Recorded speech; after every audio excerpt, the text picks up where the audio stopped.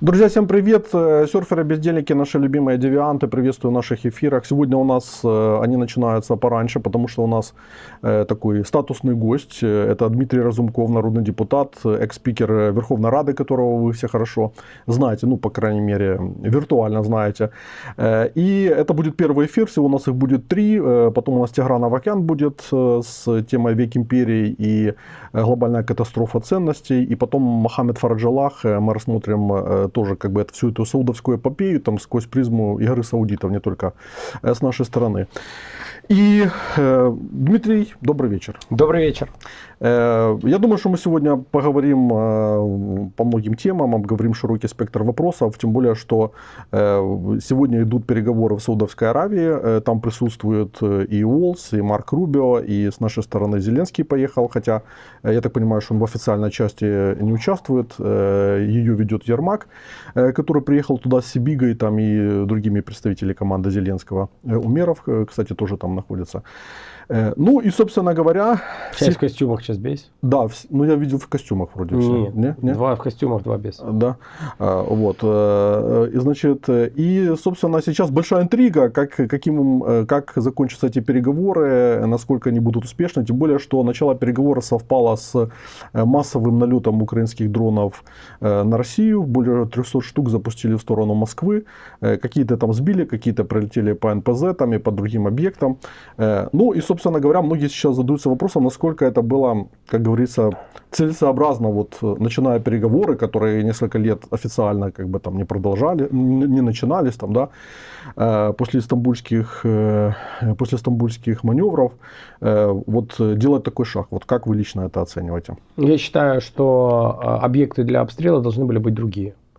Я считаю, что это должны были быть, ну, например, Новороссийск, военные базы, это могли быть НПЗ, которые находятся, может, не так далеко и не в так густонаселенных районах, для того, чтобы не давать даже повода русским рассказывать о том, что вот там куда-то прилетело в Москву или еще. Потому что мы каждый день, Украина страдает от налета российских беспилотников, поэтому я бы просто выбрал другие объекты.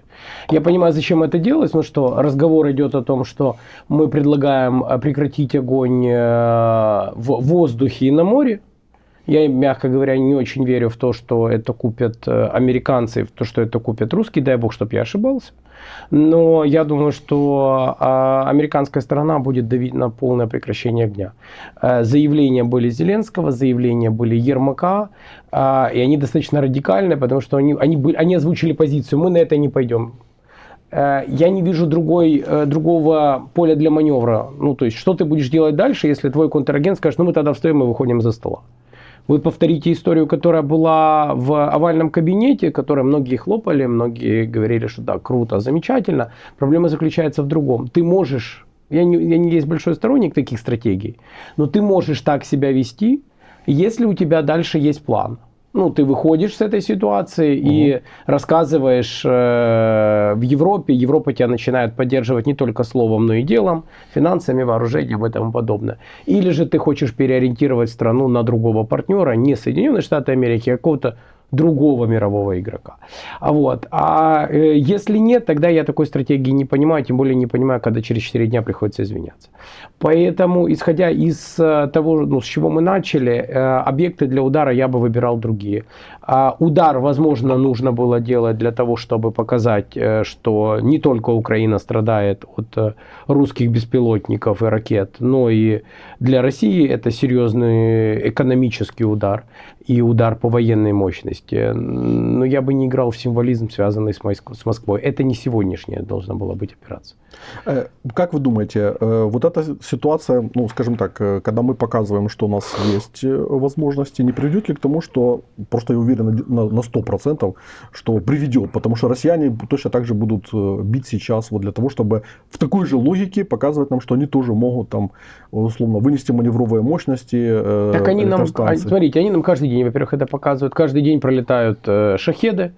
У меня над домом просто трасса, они вот как у себя дома летают. Думаю, что не только у меня, а многие, кто нас сегодня смотрят. В Киевской области, в других областях, в Черкасской, в Сумской области. Это перманентный процесс. Если не шахеды, то ракеты, если не ракеты, то шахеды. Это раз. Будут ли они сегодня ночью проводить этот удар, я не уверен. Они могут, наоборот, сыграть, сказать, что а мы не будем это делать, и нанесут удар не сегодня, а там через 2 или через 3 дня. И не привязывать это к переговорам, а скажут, что это отместка. Но это будет просто после того, как пройдут эти переговорные позиции. Для того, чтобы заявить о себе, я думаю, что им это сегодня не есть принципиально. Именно сегодня ответить на этот удар. Хотя заявления определенные прозвучали. Там тоже есть 2 партии. Я не хочу их называть партия войны, партия мира, да, потому что есть те, кто сегодня говорят, давайте не шахедом, а орешником ударим. А есть группа более хладнокровных, которые говорят, да нет, подождите, мы лучше послезавтра это сделаем и приурочим это к чему-то другому. Я точно далек от гуманности, от логики, стратегии и тому подобное, которая там может существовать. Но есть более стратегически мыслящие і менее стратегически мыслящие. В принципі, все як у нас.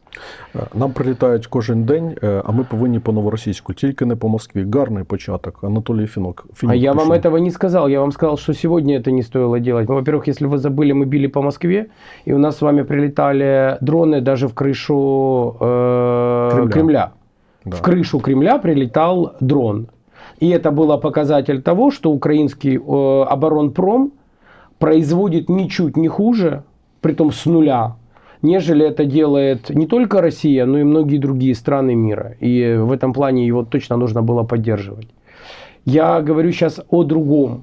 Я говорю о том, что для переговорного процесса использование этой армады дронов нужно было применять по флоту, если мы говорим о прекращении огня на море, и применять по военным объектам или объектам, которые обеспечивают финансовую стабильность России. То, в принципе, что делает СБУ, ГУР и все остальные во время других налетов, когда бьет по НПЗ и другим структурам, связанным с энергообеспечением и зарабатыванием денег для России. Елена Кислица спрашивает, и какой способ усиления договорных позиций он считает правильным? Да и вообще, что делать, если не бить? Я предлагаю вообще даже расширить рамку. В какой мы сейчас находимся, скажем так, вот в какой позиции мы находимся? Вот начались переговоры. Как бы вы вообще вот оценили, там, как там раньше говорили, логику исторического момента? Вот вы в чем наша сила? Давайте вместе обсудим логику исторического момента. А вот смотрите, у нас прошла встреча Трампа и Зеленского. Исторический момент, с которым мы вышли, у нас очень многие начали хвалить Зеленского, рассказывая о том, что он молодец, вот он там правильно все сделал. Я еще раз повторяю, мы не обсуждаем даже вопрос, хорошо он это сделал или нехорошо. Вопрос, была ли у него стратегия, что делать дальше или нет. И плюс, если ты уже так сделал, все же там что начали писать про остальные, про потужность, стійкість и тому подобное, то тогда через 4 дня не извиняйся. То есть как-то марку нужно держать. А то выглядит это плохо. Если он не извинялся и соврал Трамп, о том, там окружение Трампа, о том, что он получил письмо, тогда должен выйти Зеленский и сказать, это неправда, я письмо не писал, ничего не извинялся, извиняться не буду. Но с другой стороны, мы находимся в достаточно слабой позиции, от моей точки зрения, поэтому президент, если он, допустим, сначала не осознавал, что... То есть президент не осознавал? Получается, что да. Так это большая проблема для нашей переговорной позиции, которую мы только что с вами обсуждали. Если президент не осознает то, что он делает. Знаете, это есть проблема. Проблема не для президента, проблема для страны. Потому что от этих решений зависит судьба не только отдельно взятого Зеленского, его офиса и 5-6 менеджеров. От этого зависит судьба государства. Если ты делаешь такие вещи, еще раз повторяю, мы там вне эфира это обсуждали, ты можешь это себе позволить. Если у тебя дальше есть план, что ты будешь делать. Я не являюсь сторонником такого формата ведения переговоров. Но я хотя бы их понимаю, если ты знаешь, что ты будешь делать дальше. А если нет, тогда не надо начинать. А как бы вы их простроили? Вот, допустим, если бы вы ехали вот в таком же вот формате, да, была бы встреча, то есть вот в вашем понимании, чего не хватало вот в этой коммуникации? Подготовленности к этой встрече. Ни морально, ни физически, ни по тезисам, ни по стратегии поведения, ни по логике вещей, которые там будут проговариваться или там будут подписываться. Ты плохо выглядишь, когда ты на весь мир заявляешь о том, что я не подпишу, если там нету гарантии, а потом подписываешь, несмотря на то, что там нету гарантии. Это первое. Большая претензия к команде, которая там работала и которая готовила этот визит. Если ты понимаешь, что этот визит пройдет плохо, ты не должен на него проситься. Ну, это ж наша сторона просилась приехать в Штаты для того, чтобы подписать этот документ. Да, политик описал, что Ермак инициировал встречу. Правильно. То есть, если ты понимаешь, что ты попадаешь в ядовитое для себя середовище, Кажіть да, українською, якщо да, простіше. то ты не должен тогда допустить в него зайти. Возвращаясь дальше к переговорной позиции. Мы все видим, что происходит в Судже. Все, что происходит на Курском плацдарме, так называемом. С 1 по 9 марта, я просто вчера взял и посмотрел, мы вынуждены были отойти на 123 квадратных километра. Ну, для понимания, это кусок земли 12,5 на 10 километров. Но это большая территория. Сегодня мы видим тоже, что, к сожалению, русские продолжают теснить наши войска. И это проблема. Не только проблема для ребят и девочек, которые сегодня там защищают этот Курский плацдарм, а и проблема для государства, потому что это ослабление переговорной позиции. Она ложится в те нарративы, которые мы слышим от... ну, скажем так, пророссийски настроенных политиков в разных странах мира, в том числе и в Соединенных Штатах Америки, и с теми нарративами, которые озвучивают россияне. Это ж проблема. И рашисты это точно будут использовать в донесении своих месседжей, идей во время переговоров с американцами. И это будет, к сожалению, попадать в удобную и комфортабельную почву. И там эти зерна будут прорастать. Это есть проблема. Но с другой стороны, все понимали, что это такой временный плацдарм, да, то есть вот именно для того, чтобы выторговывать себе позиции. А что вы выторговали? И, ну, я просто как бы вот логику хочу закончить. И если и так, в принципе, тот же самый Путин говорил, что до 1 октября российская армия должна этот плацдарм отбить. И ЗСУ удержали вот такое большое время, там, да, относительно небольшими силами. И поэтому, собственно говоря, в чем проблема, если мы оттуда отойдем для того, чтобы там сберечь жизни там, и закрыть этот вопрос? Ну, смотрите, я не военный, я исхожу из логики. Логики и стратегии. Вы берете эту территорию для чего?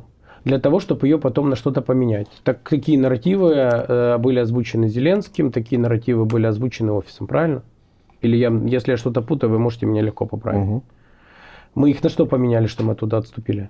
Ну, мы их могли поменять до того момента, в тот момент, когда начнутся переговоры, пройдут переговоры. Вот сейчас переговоры начинаются. Мы сейчас не про это. Мы на что-то поменяли? Нет. К сожалению, мы сегодня отходим? Да.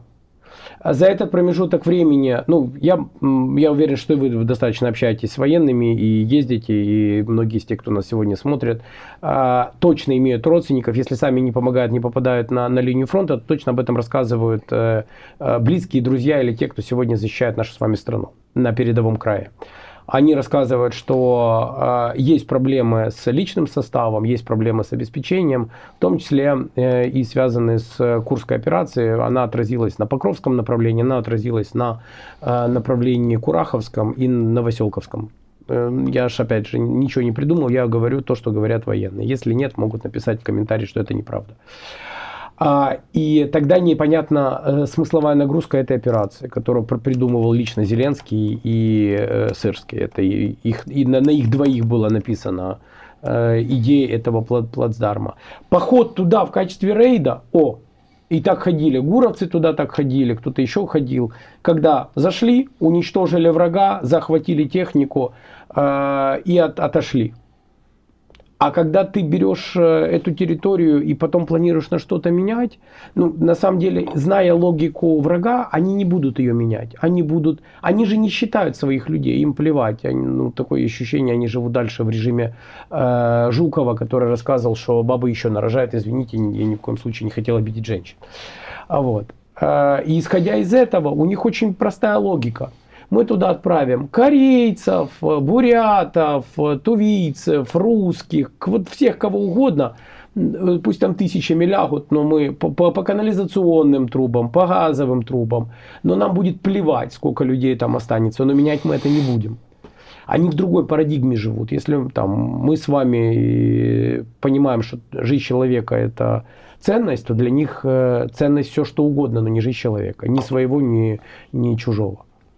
Такой вопрос. Сегодня с утра Безуглая написала, или вчера, я уже не помню, вечером, в общем, Безуглая написала, Марьяна Безуглая, народный депутат, написала пост, в котором, ну, фактически назвала врагом Америку, там, да, и, ну, собственно говоря, она же остается в партии, там, да, она же никуда не вышла, и в связи с этим, как бы вы вообще оценили вот характер отношений наших США, и как мы должны с ними выстраивать, значит, наши взаимовідносини, наши отношения, с учетом того, что, ну, Трамп занял, мягко говоря, такую двойственную позицию, там, да, мягко говоря, да. там, да.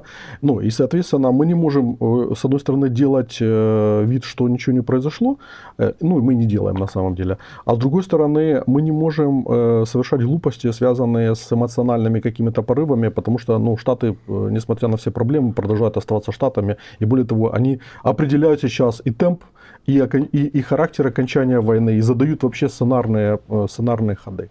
Смотрите, поэтому за такие вещи надо давать не только по рукам, но и по другим частям тела. И я объясню, почему я об этом говорю. Штаты живут в другом режиме. Они не понимают, как представитель провладной партии может так высказываться, если это не центральная линия провладной партии. Они считают, что это позиция власти. И я уверен, что только появился этот пост, несмотря на все особенности отдельно взятого народного депутата, эта информация долетела до Белого дома, долетела до Вашингтона. Они показали, а у нас там тоже с вами хватает в кавычках друзей, которые точно показали и сказали: смотрите, как себя ведет украинский парламент, что там все они не в адеквате, мы столько помогали, они нас называют врагами. И, к сожалению, это будут покупать там, оно будет заходить. Никто не будет смотреть, на сколько раз Украина сказала спасибо. Никто не будет смотреть на нормальные инициативы, которые были в стенах парламента. Никто не будет смотреть на то, что много лет Штаты являлись и, я надеюсь, будут являться стратегическим партнером Украины и обеспечивали нас и ракетами, и патриотами, и ракетами для патриот, и многими другими вещами. Никто не будет смотреть там на инициативы, в том числе там, наша инициатива по поводу создания параллельного трека на уровне парламента, создания рабочей группы, которая бы могла нормализировать взаимоотношения со Штатами без политического окраса, а исходя из профессиональных знаний, логики и связей с американской стороной. Они будут смотреть то, что они хотят увидеть. А сегодня они хотят увидеть соринку в глазу. И вот такими вещами, такими заявлениями, которые идут от Безуглой, это точно будет ложиться. И это проблема. Проблема для украинского... Это проблема для Зеленского. Вот вы спрашиваете, в какой позиции мы с вами находимся в момент переговоров. Когда туда едет делегация, и есть такие заявления от власти, а это представитель власти, ну, близкий к Ермаку человек, который говорит: так смотрите, вот оно, вот так, это ж наши враги. А он может ей сказать не говорить подобные вещи, как думаете? Сказать насколько она управляема? Ну, в Штатах многие сенаторы там, и конгрессмены, они тоже могут, республиканцы, тоже говорить вразрез с линией там, Трампа того же самого. Да, но редко прям в такую риторику. Я такого не помню, можете привести пример. Плюс, скажем так, часто есть политики, они напоминают ракету со смещенным центром управления и с поврежденной платой. Вот в украинском парламенте тоже такие есть. Угу. Ну так все-таки, вот как вы охарактеризуете отношения между США и Украиной сегодня? Вот Они как... сегодня натянутые и тяжелые. Даже то, что сейчас происходит, это хорошая мина при плохой игре. Угу. Сегодняшние переговоры, дай бог, чтобы мы все ошибались, они прошли идеально. Но заявления, которые прозвучали, и прозвучали в том числе от Штатов, я не думаю, что мы сегодня услышим там какую-то категорическую позицию, потому что, если я не ошибаюсь, это Рубио сказал о том, что мы хотим послушать одну сторону, потом послушаем другую сторону. Штаты занимают позицию на прием информации, а не на ее выдачу. Ну и вот исходя из этого будут дальше развиваться события. К сожалению, ситуация сегодня мягко говоря, непростая. И я сейчас не беру личностные взаимоотношения Зеленский-Трамп, я не беру взаимоотношения между администрациями. Я сегодня исхожу из сугубо 3 составляющих. Остановку финансовой помощи, в том числе и через USAID, потому что многие проекты финансировались через них. Я не говорю там про какие-то общественные организации или еще что-то, грантовые программы, а там много и вопросов, связанных с энергетикой, с восстановлением и с многим-многим другим. То, что сегодня стопорнулось. Дальше я говорю про вооружение, которое сегодня не едет в Украину. И кто бы что ни говорил, если завтра мы перестанем получать, вернее, мы и так не получаем, ракеты для Patriot, у нас будет больше открытого неба. И русским будет легче уничтожать нас с вами каждый день, когда они это и так благополучно пытаются делать. А как вы вообще смотрите на тезис относительно того, что мы можем спокойно вести войну до конца 2025 года, что нам хватит ресурсов? Что нам... Смотрите, а кто это говорит? Ну, это такие провладные спикеры, я кажется. Вот смотрите, я рекомендую провладным спикерам написать, сходить в ТЦК, написать заявление и присоединиться к лавам, к рядам героических, абсолютно серьезно говорю, героических украинских вооруженных сил. И показать на своем личном примере, как это будет происходить до конца 2025 года. То, что я слышу на фронте, ребята точно у нас герои. Вот смотрите, ни капли сомнения в героизме украинского народа у меня нет. У меня есть сомнения в героизме отдельно взятых спикеров. А в украинском народе у меня таких проблем, слава богу, нет. Это украинский народ показал в начале 22 года, 24.02 февраля 24 года. Когда многих из власти не было, кто-то поубегал на западную, кто-то по бункерам попрятался, а украинцы делали первую линию обороны по речке Ирпень. И поэтому рассказывать по поводу 25 года можно. Можно и вспомнить, там кто-то рассказывал, что будем воевать лопатами. Тоже можно. Саперная лопатка тоже хороший инструмент для обороны. Но как-то против дрона тяжело. А сидя в студиях об этом рассказывая, так как делают отдельно взятые провладные спикеры, очень легко. Если он готов то же самое сделать, например, в окопе под Покровском, окей, тогда мне будет легче вести с ним такую дискуссию о том, сколько же может продлиться война. Сколько же может продлиться война? Вопрос, который сегодня беспокоит всех. Вот как вы вообще видите на перспективу переговоров? И, я же понимаю, что у вас там есть свои инсайды, вы общаетесь с американцами, общаетесь с европейцами, и с властью общаетесь тоже, наверняка есть... Не с всей властью, я не общаюсь с Зеленским. У вас же есть, Зеленский нет, я думаю, что в офисе есть коммуникация, в кабине есть коммуникация, это нормально там, да, в принципе... Очень аккуратно, чтобы людям не навредить, там тоже есть нормально, это правда. Их не так много, как нам бы хотелось, но они есть. Значит, что мы говорим, если мы говорим с вами про сколько продлится война? Я считаю, что шансы на то, что она закончится в 2025 году. Во-первых, что мы считаем окончанием войны? Если мы говорим про долгосрочное прекращение огня, то шансы на то, что это произойдет в 2025 году, достаточно велики. Когда мне рассказывают историю про справедливый мир, я задаю встречный вопрос, говорю, а что такое справедливый мир? Вот можно мне не просто гаслами, а тезисами написать, вот что такое справедливый мир? В моем понимании справедливого мира не может быть вообще. Даже если мы вернем границы 91 года, даже если мы проведем 2 парада, один на Красной площади, второй на Урале, даже если нам выплатят все возможные и невозможные репарации, мы никогда с вами не вернем жизни наших людей. Ни тех гражданских, которые погибли, ни военных, которые сегодня каждый день тоже продолжают гибнуть на линии фронта. Поэтому справедливого мира быть не может. Это классно придумали тезис, который разгоняют в том числе те же провладные спикеры, о которых мы с вами говорим. Не может быть тут справедливого мира. Если мы с вами говорим о том, там, границы 2014 года, супер, я тоже хочу границы 2014 года. 2022 года, хуже, но тоже рабочий вариант. А как это выполнить, кто-то может рассказать? Вот конкретно, пошагово, не просто вот я сегодня хочу, а я хочу много чего в этой жизни. А конкретика, вот как ты это будешь делать завтра? Ответа нет. К сожалению, мы исходим из того, что мы видим сегодня. И шансы на быстрый возврат военным путем этих территорий, ну, если не равняется не нулю, то к ним очень сильно стремятся.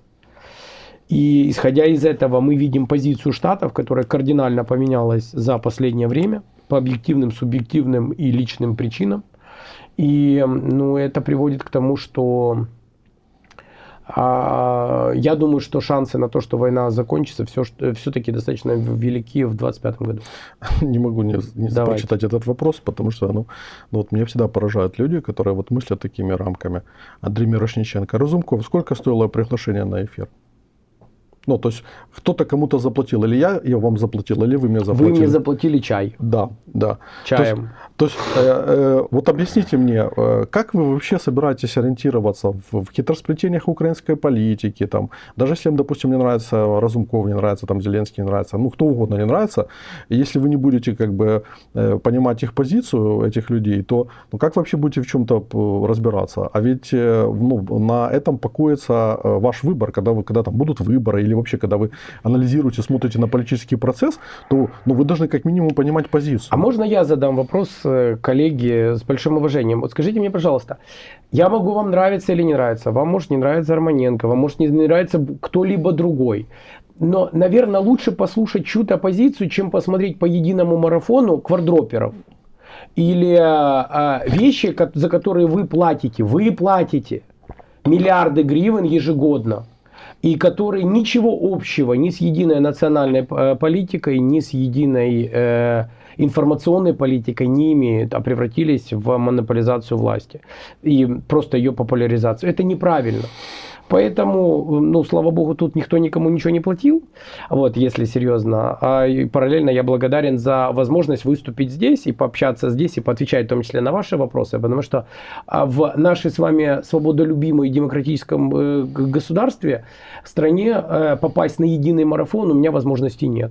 Ну, нет у меня такой возможности. Я крайний раз был на едином марафоне наверное, это, кстати, март был 22 года.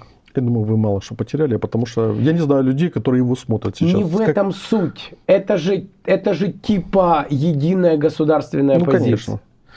Конечно. Несколько суждений, из которых вот сейчас мы как бы раскрутимся в вопросы и в тезисы последующего, так скажем, блока. Алексей пишет: справедливый мир уже не актуален, зато американцы пушат реалистичный мир. Значит, на таком пишет: что хотели бы, да? Репарация, должна быть компенсация за моральный материальный ущерб, иначе все повторится. И, собственно говоря, вот мне кажется, что тут как бы у многих просто не хватает реализма, но относительно того, что не будет репарации, это уже совершенно очевидно. А я тут не до конца с вами соглашусь. Вот, скажем так, я, во-первых, во многом согласен с тезисом, который был озвучен, что надо быть реалистами и исходить из того, что есть сегодня. А если мы с вами говорим о слове репарации, русские никогда не пойдут на слово репарации. Если мы говорим с вами о потере ими тех конфискованных или арестованных или замороженных активов, которые находятся в Европе, это рабочий вариант. И я вам больше скажу, у меня есть ощущение, что в определенной степени они к этому готовы. Вспомните пропагандистку Симонян, которая в свое время рассказывала по поводу того, что давайте отдадим им 300 миллиардов, пускай они там как-то восстанавливают и что-то еще где-то, не только в Киеве, но и на каких-то других территориях, которые сегодня, кстати, уже оккупированы. А это же не потому, что они такие щедрые. Они как раз щедро себе, это точно не про них. Вот на ракеты, на бомбы, на дроны, да, а все остальное нет. Поэтому, исходя из этого, я считаю, что такая компенсация в непрямой способ возможна. Если мы говорим там про официальное признание репараций, нет, они на это не пойдут, но другими способами они будут готовы выходить из сложившейся ситуации. Нам действительно это важно, потому что для нас крайне необходимо получить финансовый ресурс в короткий промежуток времени для государства и для людей, которые пострадали от России. Кто потерял дома, кто потерял родных и близких на фронте. У нас будет колоссальная с вами проблема после окончания войны с ветеранской политикой, которой толком никто сегодня не занимается. С реабилитацией ребят, которые вернутся с фронта. С их социализацией. Не кидайтесь и не бросайте в меня камнями, потому что я знаю, что они все молодцы, но вернуться после 3 лет войны в мирные условия жизни, это достаточно тяжело для многих из них будет. И государство обязано, и мы с вами обязаны помочь им это сделать. А для этого тоже должен быть ресурс. Для восстановления объектов, которые будут создавать дополнительные рабочие места. Для восстановления нашей энергетики, без которой привлечение каких-либо инвестиций, это утопия, этого не произойдет. И многие другие вещи. Возвращаясь к формату отношений Путина и Трампа, вот как вы думаете, реально в какую игру они играют? То есть совершенно очевидно, что Трамп сейчас просто переворачивает вообще всю шахматную доску ялтинско-потсдамской системы, точнее говоря, ее остатков, которые после 2014 года там, я кажу украинскую мову, жеврили, тлели там где-то. Вот. И, ну, соответственно, у меня следующий эфир будет называться «Век империи». То есть мы видим, как бы, мы входим в такую, как бы, в эпоху, когда крупные игроки вот будут просто силовым образом, преимущественно, там, да, экономическим принуждением навязывать правила игры. Сегодня Трамп удвоил пошлины относительно Канады, по которой он хочет поставить экономическим путем на колени. И вызывает там просто бешенство, потому что, ну, в общем-то, ближе, чем там Канада и Штаты, ну, последние, там, не знаю, столетия, ну, вряд ли были какие там державы там в североамериканском континенте. Вот. Поэтому, ну, совершенно очевидно, что очень многие привычные устоявшиеся установки, там, да, которые есть, в том числе и украинцев, но они просто оказались устаревшими, их можно отбросить, и нужно отбросить, потому что, как говорил непопулярный в Украине ныне Карл Маркс в 1848 году, требование отказа от иллюзий в нашей ситуации есть требование отказа от такой ситуации, которая порождает иллюзии. Вот. И нам нужно как бы вот очень ответственно к этому подойти, потому что иллюзии для нас смерти подобны. Согласен, но это вопрос не к людям, вот честно. А к кому? Они будут, они же будут голосовать потом, они же влияют на местную, на центральную власть. Нет, я объясню сейчас. Вот в том-то вопрос, это вопрос к власти. У нас сегодня, даже когда проводится социология, да, там, социологические опросы, ответ, ну, больше 50% это границы 91 года. Когда ты начинаешь человеку задавать вопрос, а как ты это себе видишь, как это, к этому можно прийти? Ответа нет. Ну, то есть, в большинстве своем украинцы тоже понимают, что, ну, там, завтра вернуть эти территории, отправив туда танки, будет невозможно. Это же нарратив не, ну, созданный в офисе президента. Вот я хотел бы сейчас услышать, потому что позиция вроде как официально не менялась у Зеленского, по поводу того, а что будет дальше, как возвращать границы 91 года. Плюс мы с вами живем в эпоху клипового мышления, а у меня есть проблема, у меня достаточно неплохая память. Я задаю встречный вопрос. Вот у нас делегация поехала с требованием гарантий безопасности. А я думаю, что многие из тех, кто нас сегодня смотрят, не помнят о том, что у нас же есть эти гарантии безопасности. У нас их подписал Зеленский вместе с Байденом, подписали двухсторонний 10-летний документ про гарантии безопасности между Украиной и Соединенными Штатами Америки. А куда он делся? А что с ним произошло? Или тогда президент Зеленский подписал Филькину грамоту, и это просто вот бумажка? У нас 30 гарантий безопасности. 28 или 29, да. Абсолютно по 30, верно. Да. Абсолютно верно. Я сейчас просто взял американскую как наиболее важную. В половине, не в половине, во всех из них нету слова гарантии безопасности, а по части из них ответственность Украины больше, нежели ответственность партнеров. Вот вам и все. Вот вам и ответ на вопрос. Поэтому мы живем в режиме сериала. Знаете, вот у нас только с Кичкома короткие серии. Это не какая-то там долгоиграющая мыльная опера, когда одна серия перетекает в другую. А у нас они короткие. Вот сегодня вышли, выкатили 28 или 29 договоров по безопасности.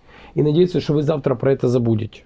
И приедут потом на следующий период, скажут, что нам нужны гарантии безопасности. Это, слава богу, что администрация Трампа, видимо, их не читала, потому что они бы им сказали, что смотрите, так у вас уже все подписано.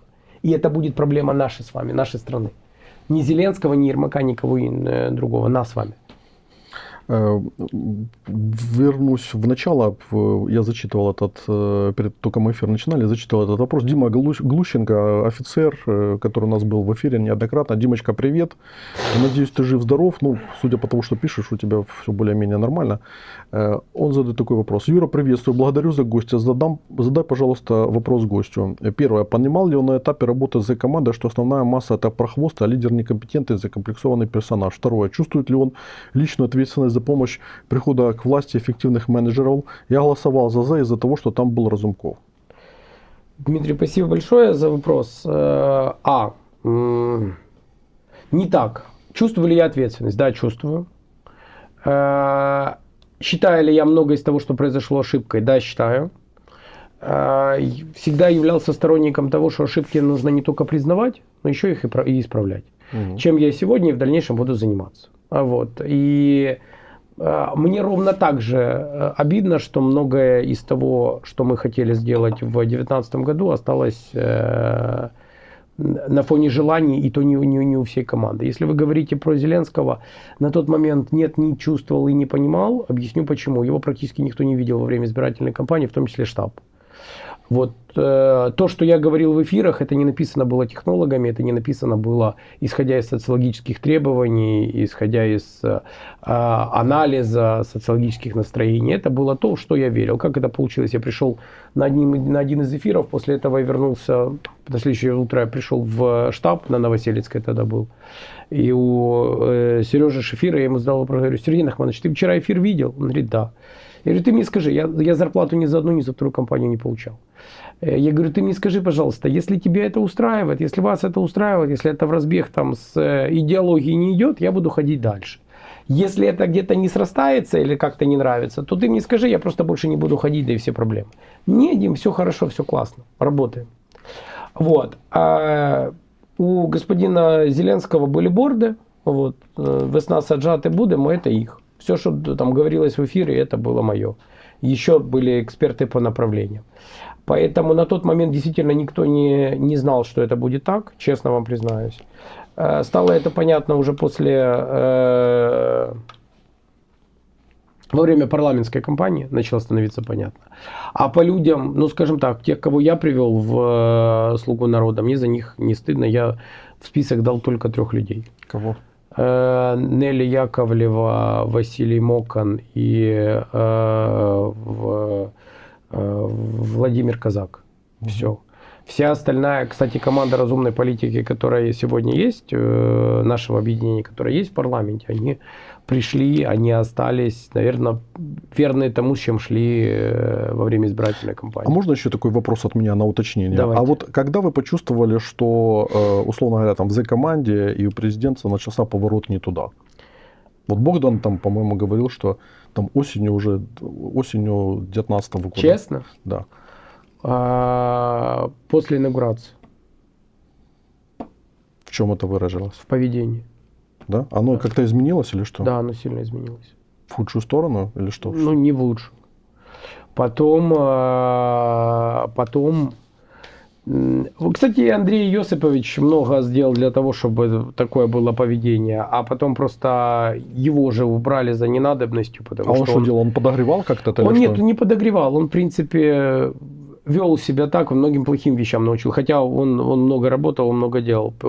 При том, что у меня с ним были очень тяжелые взаимоотношения, когда он был, я имею в виду Богдана, когда он был главой офиса президента. И абсолютно нормальные по состоянию на сегодня.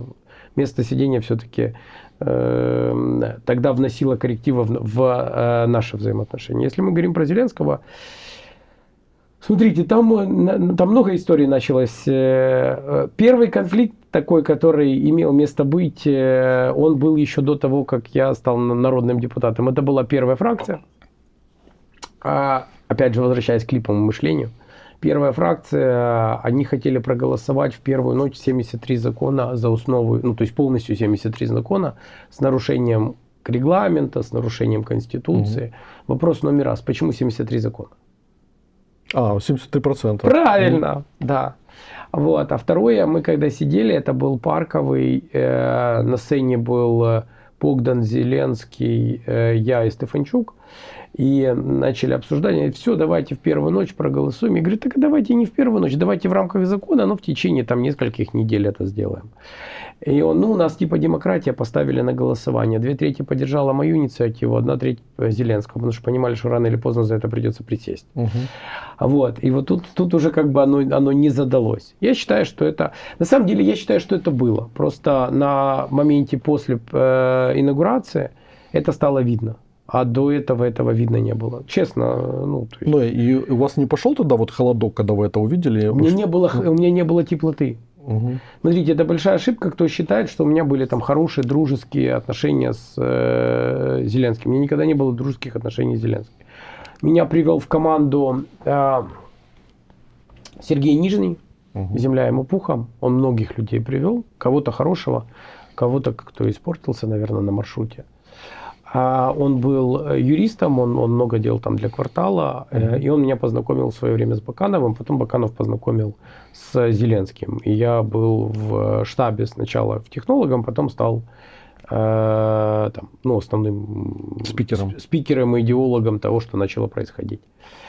Так сложилось, то есть это тоже не было каких-то там договоренностей или еще чего-то.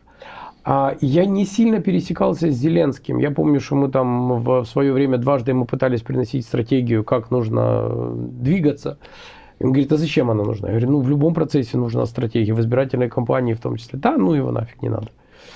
Вот. Но на тот момент я не чувствовал того, что я потом начал видеть. И хороших отношений у меня никогда не было. Я вам больше скажу, я был уверен, что я недолго просижу на должности спикера. Но тем не менее вы им стали. Во-первых, как вы им стали? Почему ваша фигура выскочила? Потому что я был главой партии на тот момент, и я вел всю кампанию, связанную с избирательной кампанией. Хотя на тот момент Зеленский хотел ставить Стефанчука. В том числе и Богдан. Кстати, тут же всегда надо говорить правду. Богдан сыграл большую роль для того, чтобы я стал спикером. Он и убеждал в том числе Зеленского. Насколько я помню, Шефир тоже меня в этом Чтобы плане... баланс какой-то выстроить, уравновесить? Нет, потому что они понимали, что это политическая история, и здесь нужно будет заниматься политикой. Я, в принципе, когда шел, я первое, что сказал, я хочу, чтобы я был не спикером монобольшинства, не главой монобольшинства, а быть главой парламента. Поэтому у меня и получалось определенный промежуток времени работать. Хотя я думал, что меня с должности снимут достаточно быстро. Если честно, я думал, что это вопрос недель. Получилось 2 года и 2 месяца, ничего. И вот очень... Возвращаясь к вопросу Дмитрия, поэтому многих вещей не было видно во время избирательной кампании. Президентской так точно. Часть вещей стала проявляться во время избирательной кампании, парламентской. А дальше начали происходить вещи, которые, к сожалению, наверное, происходят с каждым президентом. Люди себя окружают такими персонажами, которые рассказывают, что он самый великий, самый успешный, самый замечательный. И дальше у тебя есть 2 варианта. Или рядом держать и других, которые будут говорить, да нет, смотри, ты здесь делаешь не то, здесь ошибка, здесь, давай будем честны, ты палку перегибаешь. Или же согласиться с тем, что ты самый великий, самый влиятельный, потужнейший, найпотужнейший, найсмеливейший, найгениальнейший. Но тогда ты попадаешь в вакуум и перестаешь жить в реальности.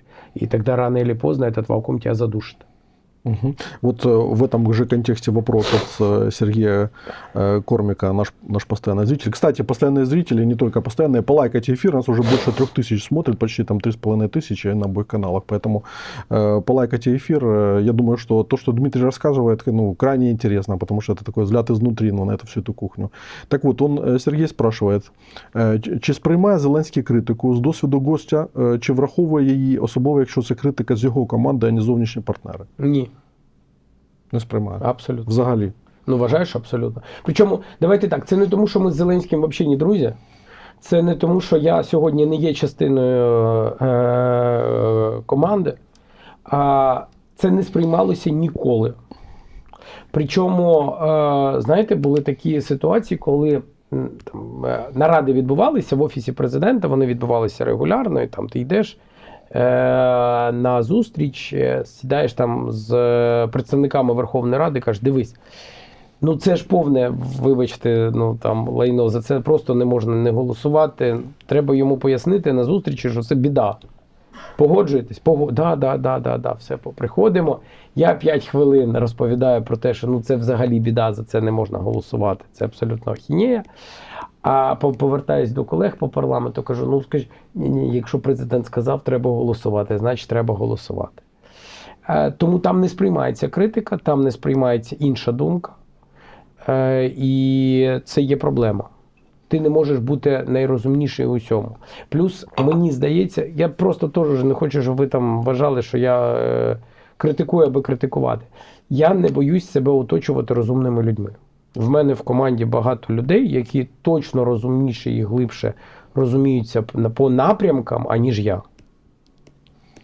Я сподіваюся, що я розуміюсь на багатьох аспектах, але якщо ми говоримо про глибину, про деталізацію, про нюанси, то є люди, кожен в своєї галузі, які можуть сказати, Мирослав Олександрович, дивись, отут ти, можливо, не до кінця правий, тому що так-то, так-то, так-то, так-то. А там таких немає. Там, якщо ти будеш розумний, там працює ключовий феномен, пам'ятаєте цю радянську фразу, найбільша образа, ти що, саме умний? Оце про Офіс президента, воно працює саме так. Угу. Юра, спроси, приветик, Гена Хремчук, привет, Гена. Спроси, а была ли история с НГО, которые нарисовали Зеленскому красной линии, типа не подписывать ничего с Путиным и не пересматривать закон о языке? НГО это... Ну, неправительственная организация, НГО. А, НГО? Да. Я такого не помню. Ну, то есть при мне таких разговоров не было, там было другое. Они раньше боялись улицу. И я помню вот истории, когда на Банково приходили, я помню, что для них это было, ну, прям страшно-страшно. И второй момент, они боялись встречаться там с мамами погибших, с мамами. Я помню, что они всегда отправляли туда Вербицкую, Алену, многие, может быть, знают. А ни замов, ни сами не выходили, боялись. Угу. Вопрос, так, еще одну секундочку, сейчас просто тут этот. Вопрос, здесь был комментарий смешной. Ну, давайте. Сейчас, подожди секунду, я просто хотел процитировать. Так, сейчас, секунду. Раскаяние спикера смотрите во всех кинотеатрах. Нет, смотрите, это же не первый раз. Это не раскаяние спикера во всех кинотеатрах. Я считаю, что я много сделал для того, чтобы не были проголосованы многие плохие вещи. Угу. Ну, прям многие. Ну, например, в первую ночь они хотели проголосовать императивный мандат. Проголосовав императивный мандат, они сегодня и так вместе с ОПЗЖ, там, 2 группами, которые раньше были ОПЗЖ, умудряются протянуть все, что хотят в парламенте, в том числе поднятие для вас налогов. Вот. А так бы у них вообще проблемы не было. Я ввел сенсорную кнопку, которая была установлена там лет 12 тому назад, а я ее запустил. Если бы это не было сделано, то они бы голосовали, в 10 человек бы в зале сидело, протаскивали все, что хотят в этом парламенте. А как, кстати, вы относитесь к идее для того, чтобы, условно говоря, при принятии законов, значит, засчитывалось большинство, которое есть в зале? Ну, пришло, допустим, 200 депутатов. Смотрите, большинство от 200 депутатов, вот закон принят, как бы там, да? Я к этому отношусь нормально, я вообще считаю, что надо на работу ходить. Поэтому я в свое время ввел норму, что если ты не голосуешь, ты не получаешь зарплату. Сегодня она убрана, это не работает. Вот. То есть были штрафы. То есть если вы не ходите на работу, вы не получаете часть денег. Но тут получается, что, условно говоря, если всего 200 человек в да, зале, смотрите, то 100 проголосовало, закон принят. Смотрите, если вы мне зададите вопрос, нравится мне эта идея, да. А можно ли ее реализовать? Нет. Это изменение в Конституцию. Я вам больше скажу. Сегодня очень часто принимаются решения в зале или рассматриваются вопросы, когда нету в зале 226 человек. В решении Конституционного суда написано четко, что если в зале нету количества депутатов, достаточных для принятия решений, закон рассматриваться не может. Что там научился делать Стефанчук? Он сейчас берет тяжелые законы с большим количеством правок, он их ставит на конец дня И потом всеношная сидит 10-15 депутатов, в том числе ваш покорный слуга, и рассказывает пустому залу и тем, кто смотрит заседание, по поводу, что эта правка была про это была про то, это не поддержали, это закон о мобилизации. Что-то молчат сейчас и Стефанчук, и все остальное окружение. Что они в законе про мобилизацию снесли наши нормы и наши правки, которые предлагали, чтобы ТЦК ходили без балаклав, чтобы их можно было снимать, чтобы они предъявляли документы. Потому что на улице подходит к вам человек и говорит, я ТЦК. А где у него на лбу написано, что он ТЦК? На основании чего это такое решение? А то, что сейчас происходит, это же беда.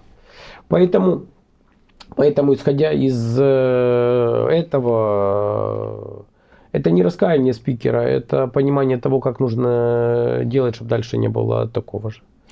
Вы согласны в том, я помню парламент, сейчас скажу, с 2001 года, да, то есть я вот в парламент начал ходить в марте 2001 года, я первый раз зашел, и до 2008 года я туда очень регулярно ходил, а потом я был там всего пару-тройку раз, потому что вот уже как бы курс на закат в моем понимании парламентаризма уже становился все время все более и более ясен.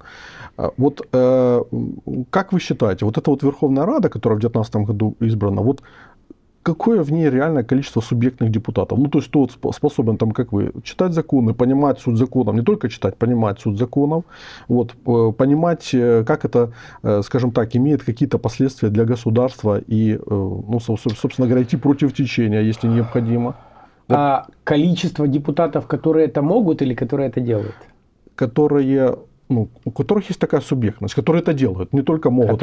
Мочь и делать это разные. Абсолютно верно, я поэтому и уточнил. Которые могут, они есть в парламенте, которые делают, их очень немного. Мы сейчас говорим про провластную партию, потому что оппозиция более-менее, они понимают, за что они голосуют, они читают законы.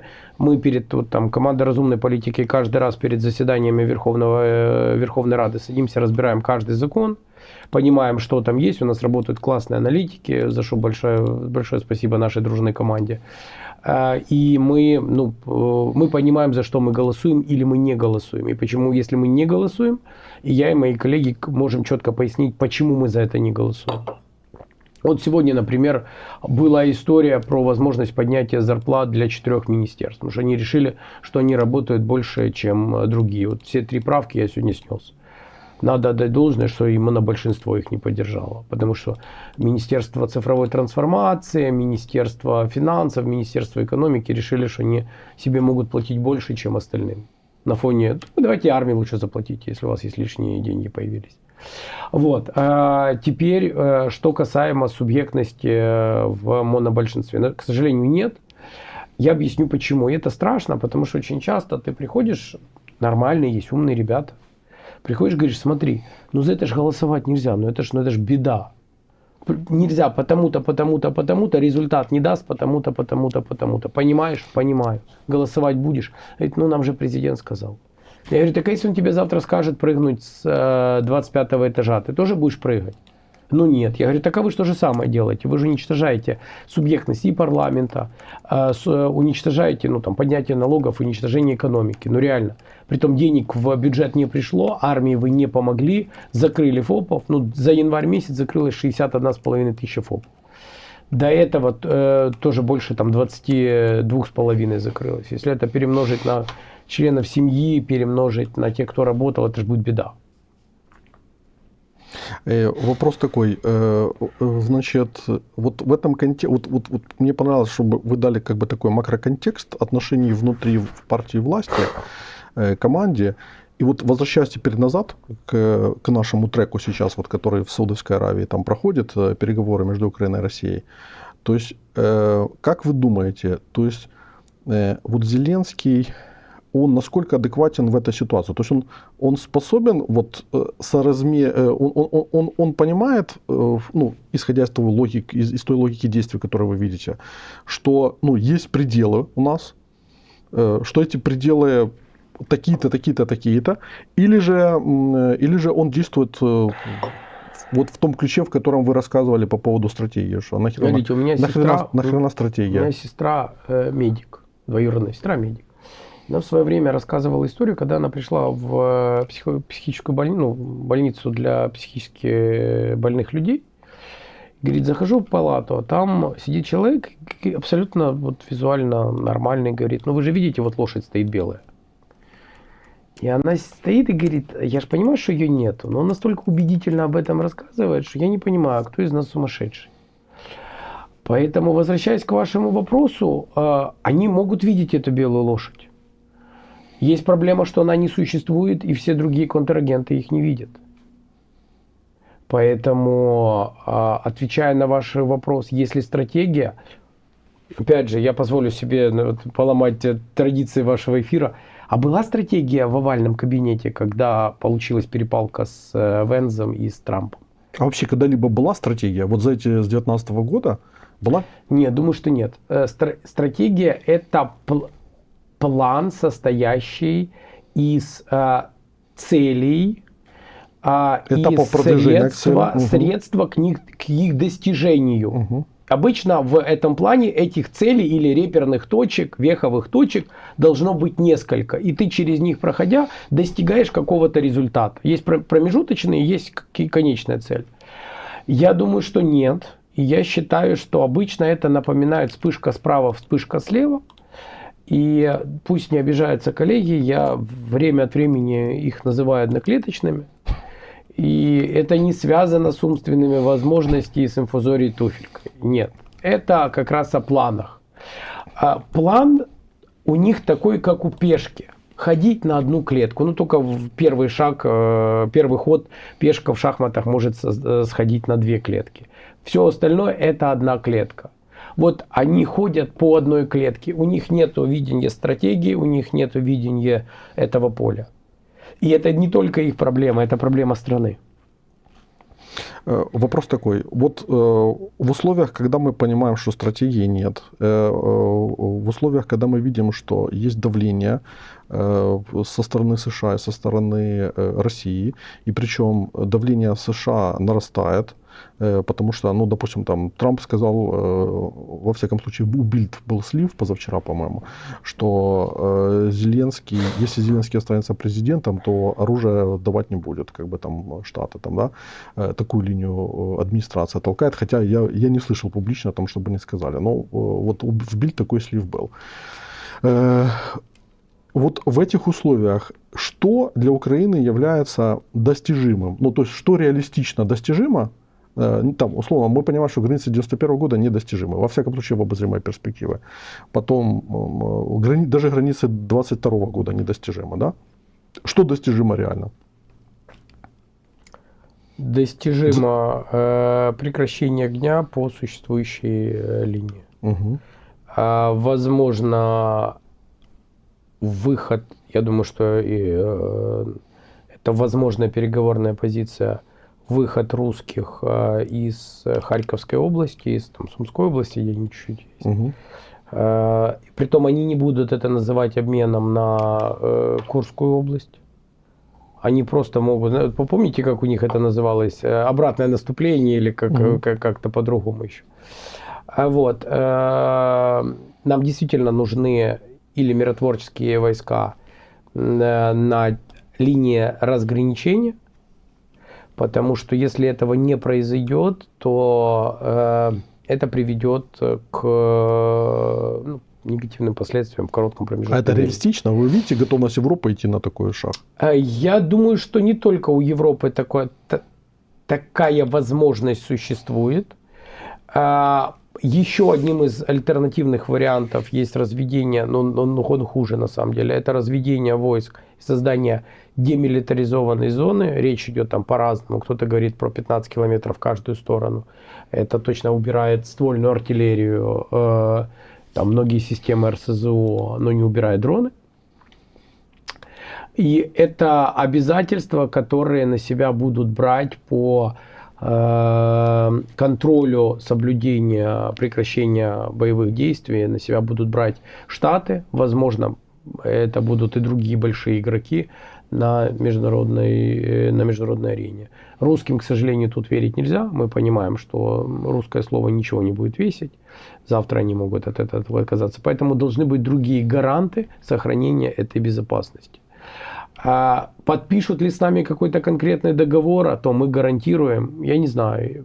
Тем более, что, еще раз повторяю, у американцев сегодня есть реальный механизм, когда так смотри, мы уже с тобой все подписали, вот документ, твоя подпись стоит, Байдена стоит, все, у нас же преемственность власти существует. Ты же уже один подписал, что ж мы второй будем подписывать. И пиар Зеленского обернется большой проблемой может обернуться большой проблемой для Украины. Возможно, еще определенные торги, связанные с доступом к морю и к руслу Днепра, к, возможно, атомной станции, хотя я думаю, что русские будут максимально пытаться ее за собой закрепить. Я имею в виду Запорожскую атомную станцию в Энергодаре. Угу. Можно торговаться здесь в непрямой коммуникации про репарации. То, о чем мы с вами раньше говорили, они будут называться как-то по-другому, но по факту это будут ресурсы, которые Россия потеряет, а Украина получит, назовем это так. Я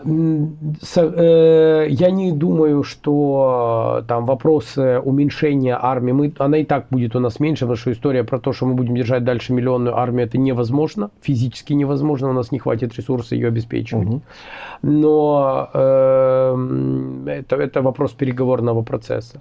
Если же мы говорим про, там много разговоров про выборы, выборы возможны после окончания военного положения, потому что если это будет происходить сейчас, то это будет просто переназначение, не больше. Там нарисуют себе 102%, возле избирательных участков расставят ТЦК, и все, кто не будет поддерживать действующую власть, просто не смогут проголосовать. А вторая проблема, что если будут оглашены выборы после окончания военного положения, важно, чтобы люди были уверены, что война после этих выборов не продолжится. Это должно будет быть окончание войны, а не перемирие, короткое перемирие там, на 2-3 месяца. Ну, вчера вот Рубио сказал в Нью-Йорк Таймс, что Украина должна пойти на территориальные уступки. То есть, по сути, то, что говорил Путин, чтобы зафиксировать там, я не знаю в какой пропорции, но зафиксировать то, что было потеряно после 2014 года. Ключевой вопрос, допустим, один из ключевых вопросов, мы сохраняем за собой Запорожье и Херсон, которые под нашим контролем, или же русские будут настаивать на том, чтобы их Я отдали? не верю, что мы выйдем с Запорожья и Херсона. Это вопрос, который заботит очень многих украинцев. Я еще раз повторяю, я сказал про линию разграничения. Я объясню, почему я, не верю в Херсон, не верю в Запорожье по двум причинам. Первое. Во-первых, это будет такой шальной удар по власти, шальной удар по нашей армии и ребятам, и девушкам, которые защищали и освобождали территорию, в первую очередь, Херсонской области. Второе, я не уверен, что это сильно нужно даже тем же русским, потому что они переходят через Днепр. Сегодня Днепр выступает естественной преградой. Естественная преграда. Но тогда у них есть плацдарм. Если у них есть такое. Если они переходят, да. у них появляется плацдарм. Да. С одной стороны, с другой, это тогда большой риск для нас. Да. А с другой стороны, удержать этот плацдарм в случае, если что-то будет происходить, опять там боевых действий, это тоже проблема. Второй момент. У них написано в Конституции, как бы в их Конституции, о том, что они включили в состав нашей территории. Понятно, что это никто никогда не признает, ни в Украине, ни за ее пределами. Ну, формально. Даже если Зеленский захочет это сделать, у него нету таких полномочий. Потому что любое изменение территориальной целостности, во-первых, это госизмена сразу, это тюрьма 111. А во-вторых, даже если он бы захотел это сделать, это только референдум. Референдум сегодня тоже провести невозможно. Поэтому, возвращаясь к вашему вопросу. Русские могут спокойно для своего общества, если это можно назвать обществом, продать следующее. У нас Херсонская область с центром в Энергодаре, Запорожская центром в Энергодаре, а Херсонская в Бердянске. Точка. На любой вопрос, а почему Херсонская не в Херсоне, а Запорожская не в Запорожье, они скажут, у вас Волынская область не в Луцку. Поэтому Луцкой области у вас не существует, а у нас вот поэтому именно Херсонская. То есть своему обществу они могут продать все. Они скажут, что это не зеленый цветочек, а серо-буро-малиновый, и русские в это поверят. И они это проглотят, уже не первый раз мы это с вами видели, это происходило. Поэтому Я думаю, что это как раз попытка повысить ставки для того, чтобы потом их откатывать назад. Но я себе в страшном сне не могу представить, как завтра наши войска вместе с гражданским населением будут выходить из Херсонской или Запорожской, ну, из Херсона или Запорожья. Не верю. Но это в том случае, если у Украины будут ресурсы вести войну, если она не окажется в изоляции, и, соответственно, не возникнет вопрос, какими ресурсами поддерживать. Как вы вообще смотрите на такую перспективу в том случае, если, допустим, Трамп вот просто жестко вообще как бы ограничит? Даже представить себе не могу и не хочу, потому что, ну, во-первых, То есть это нереалистично, в вашем представлении это нереалистично? Я считаю, что это нереалистично, я считаю, что на это не пойдет украинское общество и украинская армия. Но здесь не вопрос украинской армии и украинского общества, даже если, а вопрос Европы и Штатов. Во-первых, я не верю в то, что завтра может выйти Трамп и сказать о том, что, честно не верю, что, ребята, давайте выходите из Херсонской, Запорожской области и будем по границе отрезать это для русских. Ну, это и для него будет тогда самоубийство. И такое заявление навряд ли сделает администрация президента Трампа. Это первое. Во-вторых, на такое не пойдет Украина. Тогда действительно это будет продолжение войны. Мы можем там дальше сражаться, мы будем постепенно, наши ребята будут отходить, то, что там происходит на запорожском направлении, на Донецком направлении, но я не верю в то, что... Ну, и плюс я не уверен, что на это пойдет и сама Россия, потому что воевать дальше, даже без поддержки Штатов, Украина какой-то промежуток времени сможет. Да, это будут большущие потери, это будет очень страшно для нас, но и для России это не будет легкой прогулкой. Плюс за этот промежуток времени мы действительно можем получить какую-то поддержку от Европы. В краткосрочном я не верю, что мы сможем закрыть бреши, которые образуются, если отсюда идут в плане поддержки Штаты, но в долгосрочной перспективе это возможно. Просто эта долгосрочная перспектива, она будет стоить тысячи и тысячи жизней. Сестрица у нас Елена из Днепра такая пессимистично настроена. Украину сдадут, политические территории ни при чем, просто разоружат, запретят ВПК, пророссийские политики и так далее. Как вы вообще вот смотрите на такую перспективу, условно, грузинский вариант? Вот такой. А пророссийские, смотрите, я не верю в пророссийских политиков, я объясню почему. Извините, это я не пародирую президента, это у меня просто голос сел.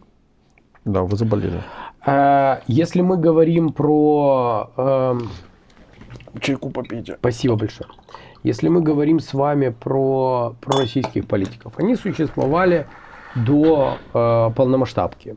И был большой кластер избирателей, которые считали, что Россия не будет никогда бомбить Киев.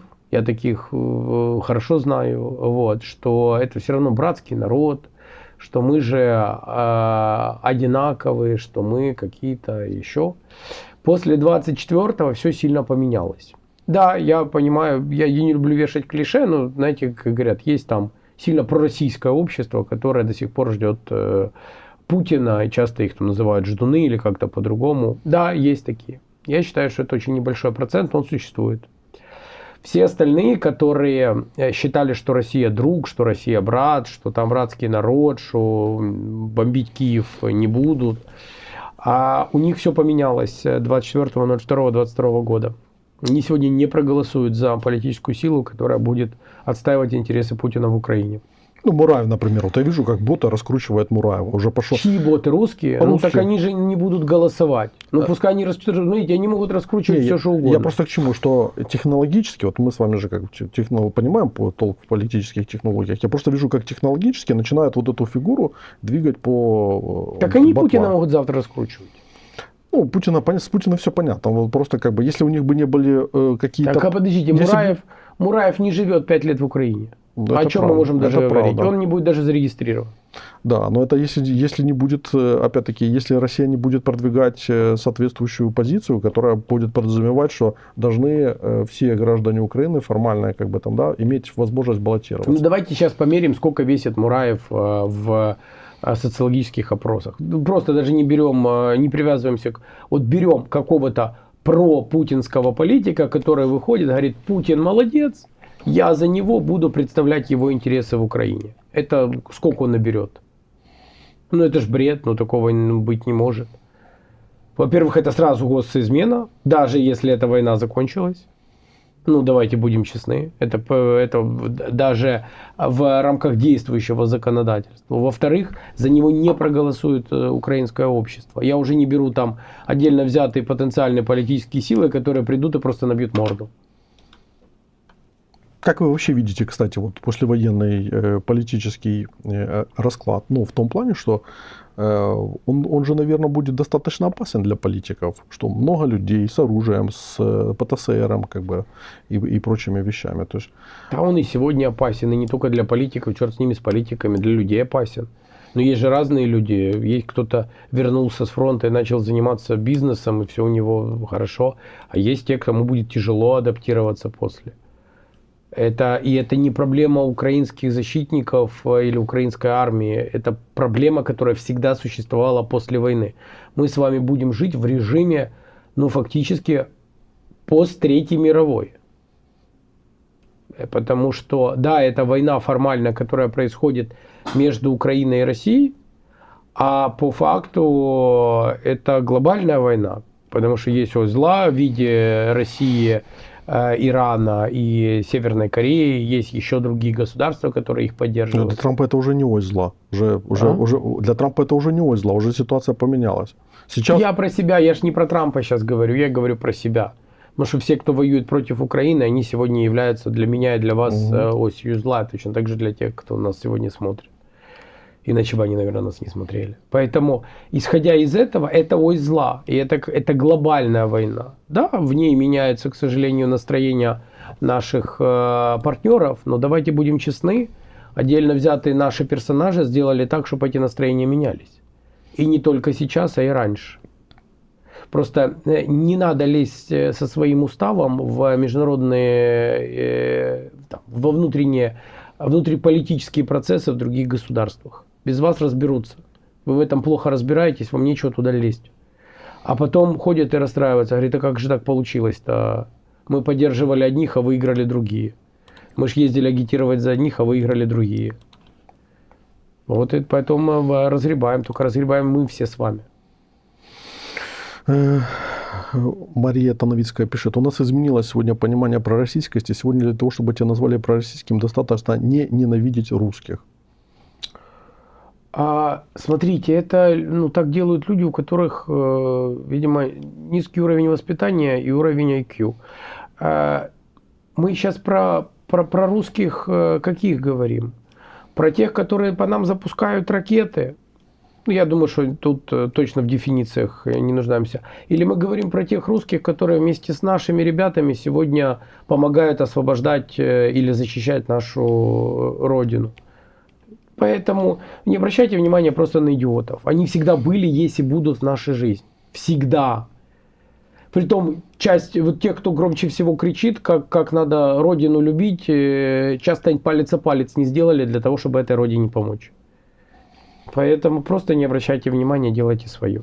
А, кстати, как вы вообще вот думаете, как поменяется вот эта вся лабуда с армавиром, как бы, который при Зеленском на самом деле вот расцвел дальше, то есть он нелогически продолжил эту линию, которая Порошенко была, там не остановили вовремя, и несмотря на то, что там давали обещания соответствующие, а война, ну как бы это еще больше заострила по объективным причинам. Конечно же, тут понятно, что есть объективные причины, но с другой стороны есть какой-то здравый смысл, когда у нас, ну как бы там доходит уже до того, что там мэр Ивано-Франковска там чуть ли не открыто не призывает там преследовать русскоязычных, там нанимает какие-то мовные патрули, и, ну и реально там некомфортная среда для беженцев, они жалуются на это. Смотрите, первое. Я считаю, что если мы говорим про популяризацию украинского языка, это надо делать. Только это должна быть популяризация, а не то, что у нас часто происходит. Если вы хотите, чтобы на украинском языке больше говорило людей, то не надо, чтобы 95-й квартал издевался над переселенкой из Бердянска, да, по-моему, так это было. Потому что у меня есть конкретные примеры, когда люди после начала полномасштабки перешли на украинский язык, а потом понасмотрелись того всего, что происходит, сказали: не, ребят, спасибо, мы тогда назад. И это проблема. И это проблема, потому что они перешли не потому, что на них давил омбудсмен, потому что были там какие-то мовные патрули, а потому что они посчитали, что это правильно. И вместо того, чтобы их в этом поддержать, отдельно взятые персонажи, отдельно взятые чиновники начали их загонять за можай, и это вызвало обратную реакцию. Второе. Я много езжу по фронту. Часть говорит из ребят на шикарном украинском языке, чистейшем. Большая часть разговаривает на суржике. Но очень много тех, кто разговаривает на русском. И вот патриотизм этих ребят, я думаю, что он проявляется в окопах, а не в том, как они розповідають, як там треба любити батьківщину. Там много разговаривает на грузинском, много разговаривает на чеченском, на русском, на других языках, на английском. И поэтому я считаю, что это, наверное, все-таки приоритетное определение патриотизма. По поводу Армавира и по поводу Зеленского. Я не знаю, кто именно, но я знаю точно, ему пришли и сказали, что смотри, продолжением этой политики ты сможешь забрать электорат Порошенко. Угу. Поскольку он сильно не любит любых политических оппонентов, в том числе и Порошенко, он посчитал, что это правильная для него стратегия, и он с удвоенной силой начал этим заниматься. Это его выбор. Я думаю, что ему дадут оценку во время избирательной кампании и его выбору в том числе. Что-то мне кажется, что электоральных бонусов ему это не принесет. Выборы покажут, не знаю. Угу. Еще один вопрос, вот возвращаясь к этому, к окончанию войны. То есть вот идут переговоры. Вот давайте, скажем так, спрогнозируем там или такой вот дадим этапы, как вы сказали, что до конца этого года там, я сказал в этом году. Что в этом году с высокой долей вероятности стрельба закончится. Там, да? Вот как вы видите логику развития процессов? То есть, есть ли там какие-то точки бифуркации, или оно все в линейной логике будет проходить? Я думаю, что оно будет проходить, должно проходить в линейной логике. Что если мы говорим... Смотрите, я исхожу из того, что я слышу в качестве желаний и требований партнеров. Я даже не обращаю внимания здесь на позицию России, потому что мы ее напрямую не слышим, мы ее слышим через американцев в первую очередь. Это будет вариант прекращения огня. Сейчас каждый пытается продать свой вариант. Какой будет, посмотрим. Зеленский продает вариант прекращения огня в воздухе и прекращения огня на море. Русские, я думаю, что согласятся только на полное прекращение огня, или, вернее, американцы согласятся только на полное прекращение огня. Исходя из этого, у нас с вами следующая реперная точка – это 9 мая. И не потому, что там у русских это День Победы, да? Или не потому, что у нас его отменили, он уже не День Победы, а потому, что это дата, когда закончится военное положение. И вот тут будет зависеть о том, будут ли его продлевать или нет. По моей информации, офис уже готовится к выборам. Угу. Исходя из этого, если его не будут продлевать, то в течение, там, кто-то говорит полгода, кто-то меньше, будут проходить поствоенные выборы. Они могут быть разные, они могут быть президентские, они могут быть парламентско-президентские. Не задавайте мне вопрос, законно это или нет. Нет, незаконно, но очень часто на это люди не смотрят. Это могут быть парламентско-президентско-местные. Это могут быть просто отдельно президентские. Скорее всего, именно будет так. Это будет измененный закон про выборы. Скорее всего, про поствоенные выборы. Я очень надеюсь, что хватит здравого смысла нашим партнерам не допустить голосования в ДИИ. Я понимаю, что вам всем удобно это делать. Но проблема заключается в том, что, имея ДИИ в своих руках, Зеленский наберет 102%. Если ДИИ ломанут, так как они благополучно это делали русские, то Лукашенко наберет 102%. И мы с вами получим именно такой результат. Поэтому, исходя из этого, я считаю, что, еще раз, перед прекращением огня должен будет полностью прописан документ, который будет принят всеми сторонами. И Украиной, и Штатами, и Штаты его доведут России. После этого прекращения огня, после этого выборы. Возможно, будут настаивать, чтобы этот документ подписывал вновь избранный президент государства. Возможно, это будет делать действующий спикер. возможно, премьер, ну, то есть тот, кто не будет, по отношению к кому русские не смогут использовать нарратив о том, что он там какой-то нелегитимный. Мгм.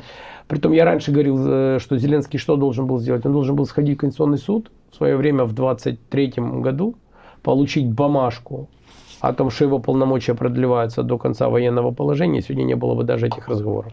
У русских не было бы аргументации, ничего даже озвучивать. Да, я думаю, что президент мог спокойно провести выборы в начале 2024 года. Можно было просто внести ряд, там, условно говоря. Я считаю, что нет. Я объясню почему. Потому что он бы просто... смотрите, вы он говорите... бы победил бы. Он бы победил в 2024 году он бы уже не победил. я думаю, что в начале 2024 года еще мог В победить. 2024 он бы уже не победил. Во-вторых, нужно было отменять военное положение. Отмена военного положения несет для собой... Ну, то есть у него сразу бы поменялись рейтинги. И следующий момент. Провести выборы в условиях военного положения, вы бы потеряли все голоса, которые были бы не за него. У вас бы просто их перекинули в другую урну. Все. Ну, я понимаю, с кем приходится, как говорится, работать. То есть там сделают все для того, чтобы сохранить себя на этой позиции. То есть они будут жестко как бы вот Я думаю, на что выборах. да. Я думаю, что да. Ну, вот смотрите, я вам привел простой пример. Во-первых, во время войны, вот в боевых действий, провести выборы, которые, например, решат сорвать русские, невозможно. Ну, вот они подымут МиГ-21К, и он будет у вас сутки летать. Меняться просто будут самолеты. У вас постоянная воздушная тревога, выборы не происходят. Так? А протоколы изменить, не? Ну, какие? А если прилетит, потом кто будет отвечать? Следующий момент. Протокол безопасности, на самом деле, это же бред. Из одного самолета останавливается вся страна. Это я ж не спорю. Ну, в чем живем, то тут такие протоколы. Следующее. А военные как у вас проголосуют? Ну, кто поедет? Зеленский повезет урну в Покровск? Развести выборы на 2 недели, разнести как бы. Тогда это колоссальная возможность манипуляции. Так вы сами говорите, что манипуляция в любом случае как бы... Нет, смотрите, я говорю про военное положение.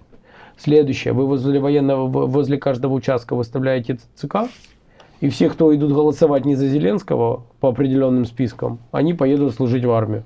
Все. Вы мужское население отсекаете от избирательного процесса.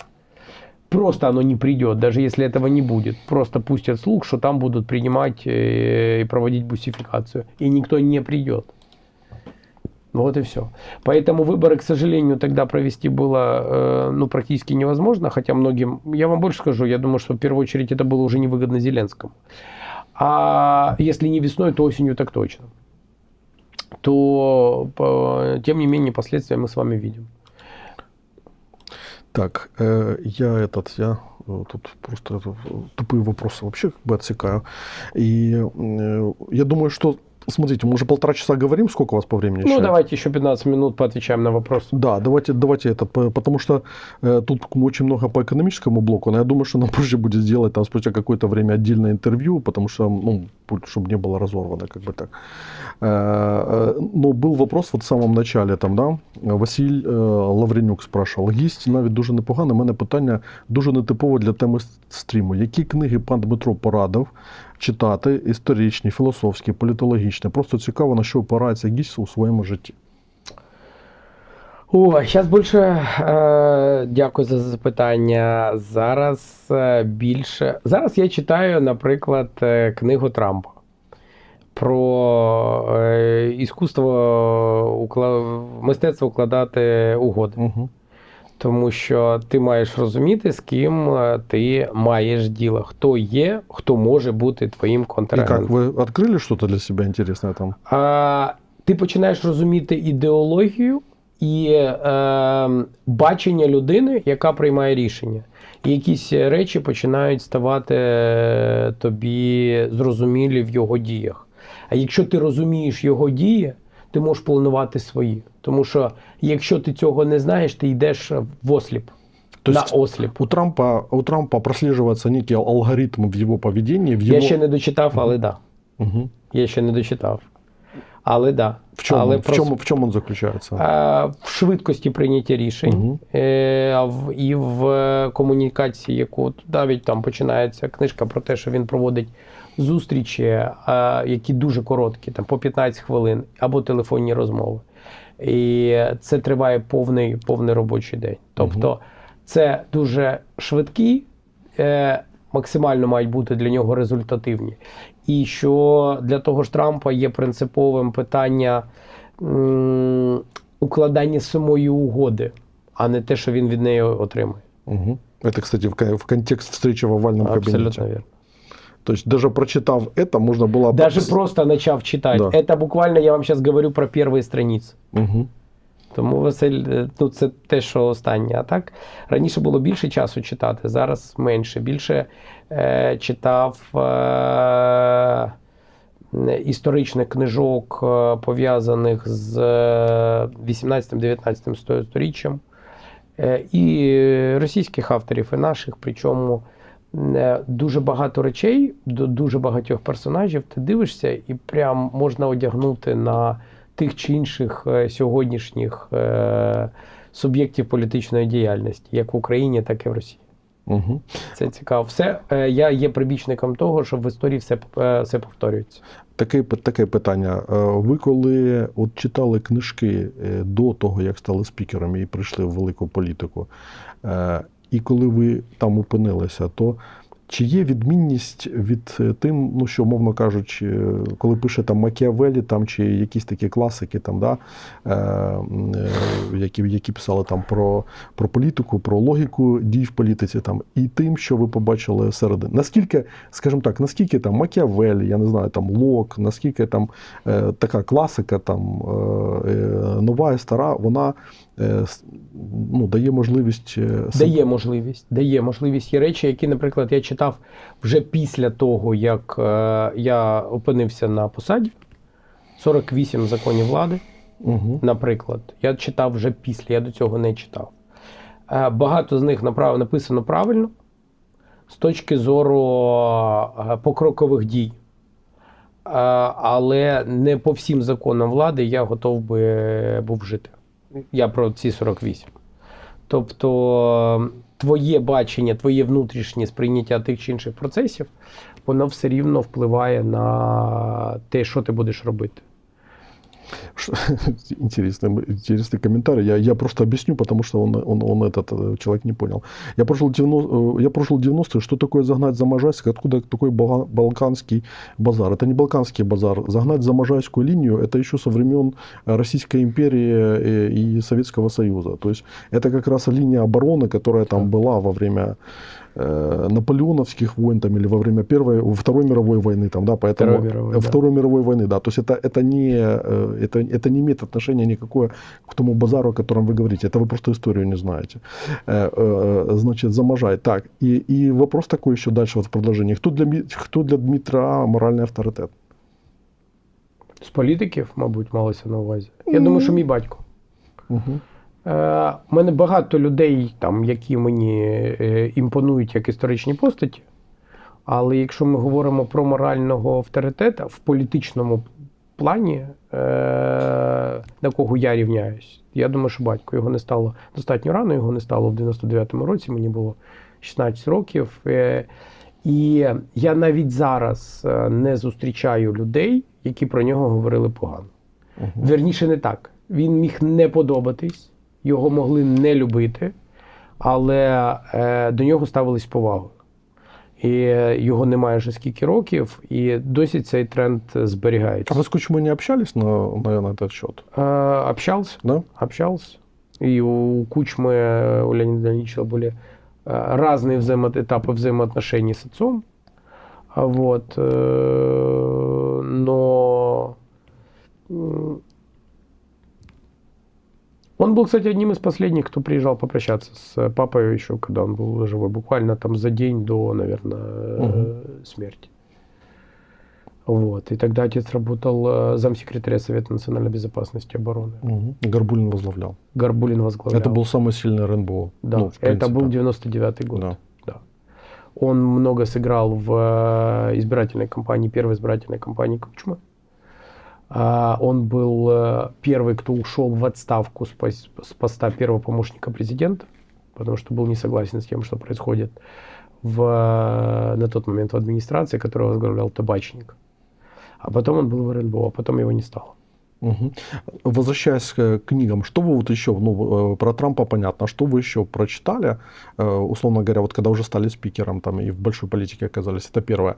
А второе, какие книги на вас оказали, ну, такое системообразующее воздействие? Вот, допустим, на меня системообразующее воздействие оказал Уильям Шейрер «Взлет и падение Третьего рейха». То есть вот я сижу здесь, потому что в 94 году, когда я ее прочитал, я был просто в таком диком восторге вообще, насколько она мастерски написана, показала вообще все хитросплетения международной политики, внутренней политики. С философской точки зрения он обрисовал вот как бы корни там Третьего рейха и все остальное. Ну что, вот я решил себя связать с политикой. Я много читал книг, связанных с преддверием Второй мировой войны и этого процесса, в том числе и связанных с сталинской эпохой, с гитлеровской эпохой. Если мы говорим про другие книжки, которые сыграли, наверное, еще важным «Искусство войны». Угу. Мне было интересно. Притом я его тоже прочитал, честно, я его прочитал уже после того, как стал главой Верховной Рады. По-разному читался Макиавелли. Вот в «Государе» до позиции народного депутата и главы Верховной Рады, и после по-другому. И почему некоторые страны занападают. Робинсона Джамагло. Угу. Вот, наверное, то, что то первое приходит на ум. А если мы говорим из художественной литературы, я не знаю, сейчас, может, камни полетят. Я люблю «Мастера и Маргариту», я ее читал. Да почему? Прекрасное произведение. Я читал, наверное, раз 5, перечитывал. Каждый раз читалось по-другому. И одна из фраз, которой я стараюсь пользоваться в жизни, что никогда ничего не проси, особенно у тех, кто сильнее тебя. Сами предложат и сами все дадут. Угу. Василий Лавренюк пише, ще чудовим є берлінський щоденник того Шерера. Да, это важный Не читал, почитаю, дякую. Он небольшой, но важный исторический такой как бы документ, который описывает эпоху. Очень классная книга. Ну, Шерер вообще просто блестящий автор, не зря он Пулитцеровскую премию получил.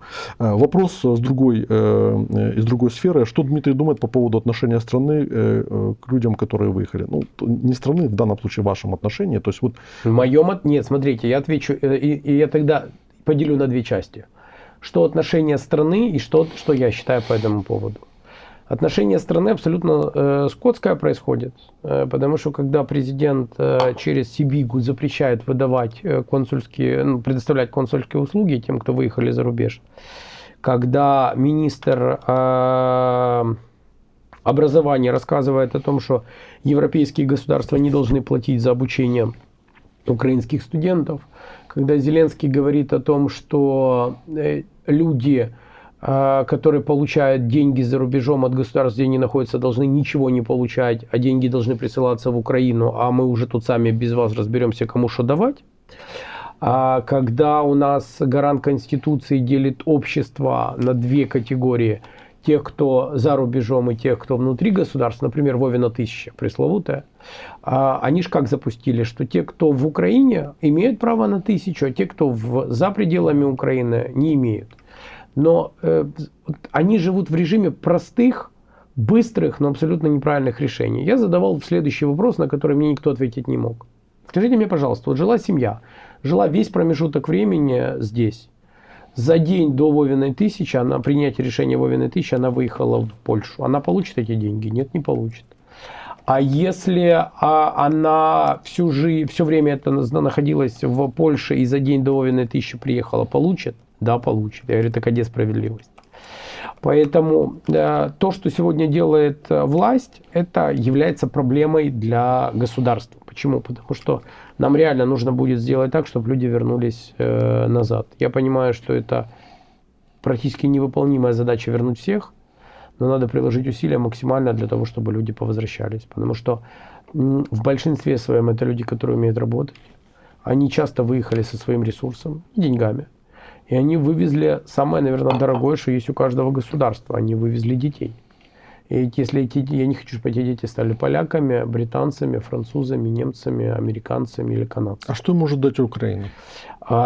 Вернуть их в Украину можно будет только в том случае, если уровень жизни здесь будет сопоставим или уровень зарплат будет. Но мы же понимаем, что годами, годы после войны, они будут тяжелыми и не будет резкого Поэтому я и роста. сказал, тут вопрос в том, в какие сроки и сколько мы сможем получить в качестве финансовой помощи, инвестиций и тому подобных вещей в Украину. Если это будет большой объем, здесь будет запрос на рабочую силу. Я не говорю про дворников. Я говорю при всем уважении к этой профессии. Я говорю в целом. И если человек будет понимать, что он будет здесь получать плюс-минус то же самое, что он получает в Польше, здесь у него есть квартира или она осталась, здесь живут его родные, здесь похоронены его близкие, то шанс того, что он сюда вернется, достаточно велик. Шанс. Но это не значит, что это выполненная задача. Но вы же понимаете, что пока будет вот эта гетьманщина, в том смысле, как... значит, надо убирать гетьманщину. Как для экономической политики. Вот вообще, как он в принципе вообще держится и после всех... Он очень близок к офису президента. Это один из наиболее важных идеологов монетарной, экономической, фискальной политики, на которых ориентируется Зеленский. Все проекты, которые проходят по увеличению налогов, это гениальные в кавычках наработки пары великих реформаторов Гетманцева и Зеленского. А вот когда вы были спикером и вы видели, к чему, как он клонит, в какую политику он разворачивает, у вас были с ним какие-то конфликты, стычки там, или, как вы вообще Смотрите, часть его законопроектов не попадала вообще в зал. Часть его законопроектов оставалась в комитетах. На часть его законопроектов не было голосов, в том числе благодаря моей скромной работе. Именно поэтому мою отставку вел именно Гетманцев. Да? Да. То есть Притом говорят, что сам вызвался, но это уже такое. Хорошо, я думаю, что мы сейчас закончим, потому что мы уже договорились. Мы реально уже час 40 говорим, 18-16 в студии. Я думаю, что мы организуем еще один эфир, если не будете против. Договорились. Спасибо вам и спасибо всем, кто нас сегодня слушал и задавал вопросы. Да, у нас получился такой живой разговор. Видите, мы так спокойно ходили, куда ходили. И я напомню, что у нас в 19:00 эфир с Тиграном Авакяном, «Век империи» и глобальная катастрофа ценностей. А потом будет Мохаммед Фараджалах, и тоже мы в саудовскую в саудовский трек тоже рассмотрим. Это будет в 20:30. Поэтому включайтесь в 19:00. Дмитрию Разумкову большое спасибо. Спасибо вам. И спасибо всем, кто смотрели. Полайкайте, прошу, эфир на обоих каналах. Мне кажется, что у нас была интересная и во всех смыслах познавательная беседа. Пока.